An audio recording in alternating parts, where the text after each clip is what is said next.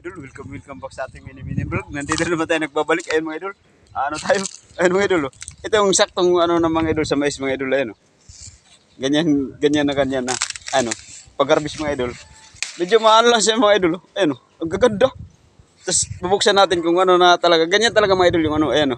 Pag ganyan na yung ano, yung tawag ito.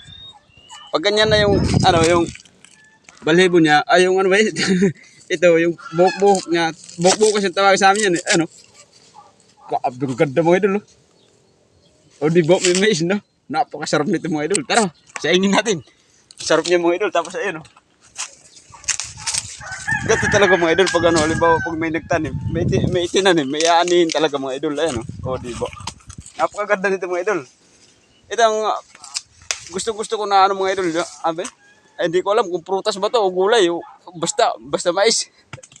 Ang ano lang dyan mga idol. Kasi pag ano mga idol. Tali ba pag gumulang na kasi yan. Ano ba yan yung tawag to sa amin yung igigiling mo. Ano kasi yan eh. Pag ano, ayan yung pagkain namin dati. Mga ganyan. Kaya ano mga idol. Kaya ganda pa lang. Inuubos ko na yan. Para hindi na maabot sa pag ano. Ipapagiling. Kasi ano. Pag ano kayo mga idol, matigas kasing kanin yan. Kaya mga ganito pa lang mga idol, inuubos ko na yan para ano, para pag halimbawa pag tumigas na tapos igigiling, kukunti na lang. Ano kasi yan mga idol, tawag ito, yun talaga pantawid gutom sa amin, yung mais na ano na bigas. Ito, masarap to na mais na bigas eh, sa bigas. Kaya ano mga idol, pero ang pinakamasarap talaga mga idol ito, ayan oh. Ito talaga yung ano ba yan? Tawag ito? Mura pa. Ayan o.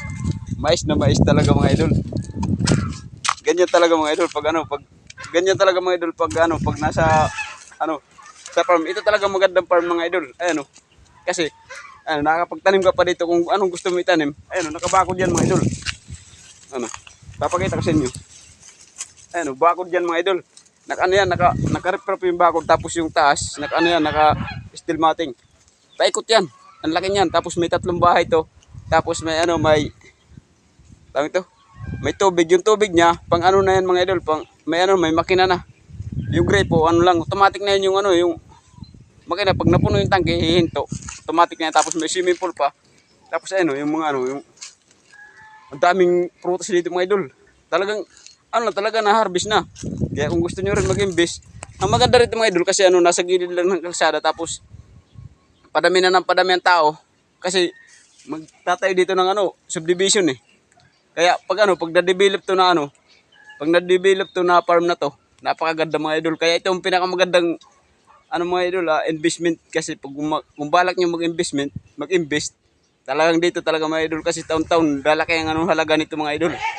Ayan o di ba? Kaya sa may mga pera diyan, sa mga gusto mag-invest, ito na i-invest nyo. Ayun, kunting repair lang to mga idol. Kasi papagandahin nyo lang. Maganda to. Maganda i-tourist to eh. Kumbaga tourist, kung maglagay kayo ng swimming pool kasi may swimming pool na diyan eh. Pag halimbawa tos basta pagandahin nyo na lang parang resort. Napakaganda nito kasi malapit lang malapit lang yung subdivision diyan. Dinidevelop, ang daming bahay niyan. Ang dami ng subdivision dito eh. Kaya kung gusto niyo talaga mga idol, napakagandang investment ito. Kaya dito lang muna. Thank you. Tara, magsaing tayo mga idol. Samahan niyo ako isaing yung yung mais. Kukunti lang yung kinuha ko eh kasi sayang kasi mga idol pag kukunin mo tapos hindi maubos eh. Pag kasi mga idol, pag halimbawa pag ako lang mag-isa kay lang eh. Ano ba yun? Ilan lang naman makakain ko, mga 3 ganto. Pinakamarami na yan. Kasi mahirap din nito pag gabi. Maganda na yan mga idol pag araw. Talagang ayan yung ko sa pagkain dito. O diba? Ganyan lang mga idol. Pag pipiliin mo, parang pipisilin mo lang siya ng ganyan. Pag medyo matigas na, tapos tingnan mo rin yung buhok na ganyan. Ganyan na. Ayan na yan. Hindi na natin papaabuti ng yung gigiling mo. Kasi matigas ang bigas nun eh. Pero kung sa probinsya talaga mga idol, yun talaga ang namin, pantawid gutom talaga namin yan. Talaga yun, ano ba yun? Yun talagang kinagisgan namin. Napakasarap nun pag halimbawa may ulam ka na, yung ginataan, kahit gulay lang, basta nakagata, napakasarap niyan.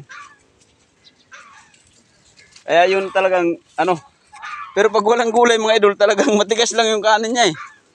Pag ganyan, sobrang tigas ng ano, nung kanin niya. Kaya ano, kaya mga ganito pa lang, inaubos ko na yan.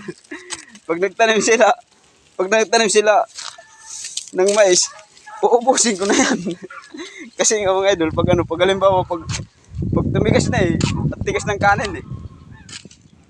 Kaya dito lang muna mga idol, mag-ano muna ako, babalatan ko muna to. Maraming salamat sa panood. Sana mapansin mga idol, ayan, oh, maraming salamat. Thank you.